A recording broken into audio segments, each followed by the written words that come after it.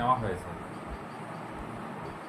জলমগ্ন মানে সমস্ত এলাকা জলমগ্ন, কোনো জায়গা নেই আমাদের মিউনিসিপ্যালিটি এখানে জল জমে, মানে যে জায়গাগুলো জীবনে জল জমতো না সেগুলো হয়েছে।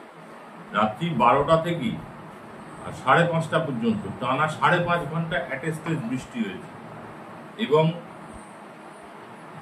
মোটামুটি বৃষ্টির পরিমাণ কালকে রাত্রির থেকে আর ভোর পর্যন্ত সকাল পর্যন্ত প্রায় 247 মিলিমিটার আমার এখানে, তার বেশি বই কম নয়। আমরা যেটা মূল ব্যবস্থা করছি এসডিও সাহেব এবং ইরিগেশনের সঙ্গে আমরা কথাবার্তা বলেছি, কারণ আমাদের সমস্ত নিকাশিগুলো সবকটাই হচ্ছে খালের সঙ্গে যুক্ত, যেটা মেন হচ্ছে উত্তরবাগ পাম্পিং স্টেশন থেকে সেটা নিকাশি হয়।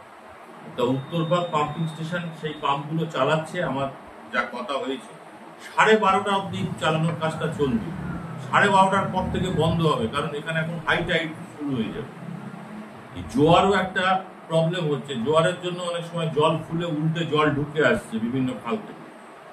তা আমরা পাম্পগুলো চালিয়েছি, যে যে জায়গায় চালানো সম্ভব সব জায়গাতেই চালিয়েছি। কিছু কিছু জায়গায় কারেন্ট ছিল না সকালবেলায়, সেই কারেন্টগুলো রেস্টোর করবার জন্য দেরি হয়েছিল। কারেন্ট রেস্টোর করার পর ইলেকট্রিসিটি যখন রেস্টোর করা হয়েছে তারপরে সেই জায়গাগুলোতে চালানো হয়েছে। মোরাললেস সব জায়গাতেই চলছে, কিন্তু সময় লাগবে।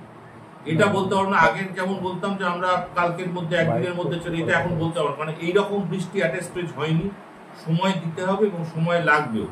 একই সঙ্গে হাই টাইড চলছে, 12:30 থেকে লক গেট ফেলে দেওয়া হবে উত্তরভাগে, তখন পাম্পিং বন্ধ থাকবে। সুতরাং সেই জায়গাগুলো মাথায় রেখেই বলছি, ফার্দার যদি আবহাওয়ার অবনতি না হয় তাহলে আমরা 48 ঘন্টার মধ্যে মোটামুটি ক্লিয়ার করে দিতে পারবো।